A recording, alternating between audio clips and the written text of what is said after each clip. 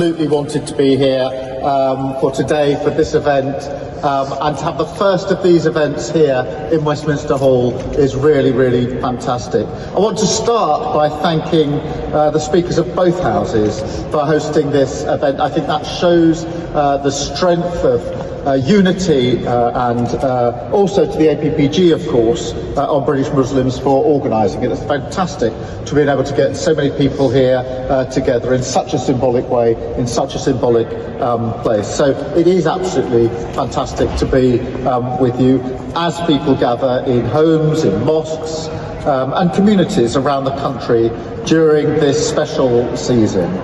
Come together in charity and service and welcome people of all faiths and none for an iftar.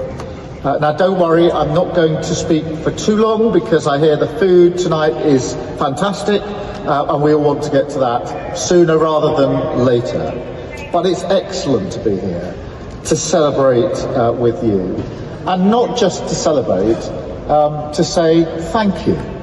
Thank you for the incredible contribution of British Muslims to the United Kingdom, something we're really proud of across the whole of our society, in every community in Britain. You see Muslims making a difference, helping to deliver every single one of the government's missions, in business, helping to grow our economy, in education, giving our young people the opportunities that they deserve, in our NHS, of course, in charity work.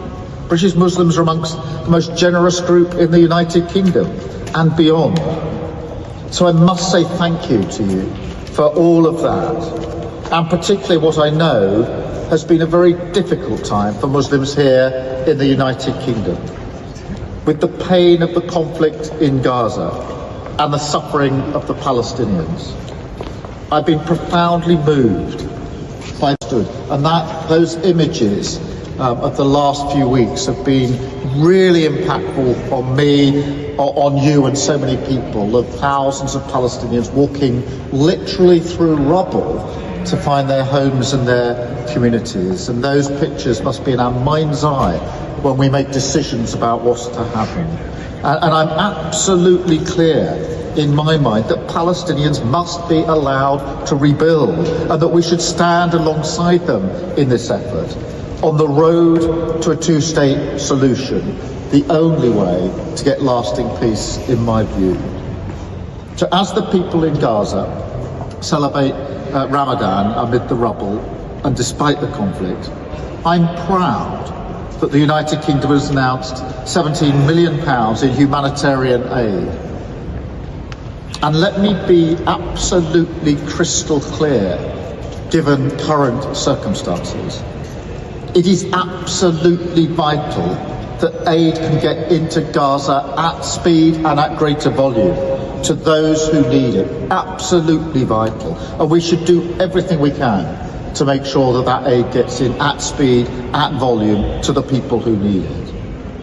We will also do everything we can to sustain the fragile ceasefire, to see the hostages returned, put an end to the suffering, and secure a better future for the people of the Middle East.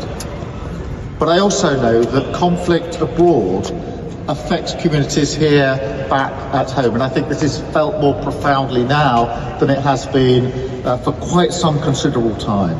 And like you, I'm horrified by the wave of hatred we've seen directed towards British Muslims, whipped up, of course, by far-right rhetoric and disinformation.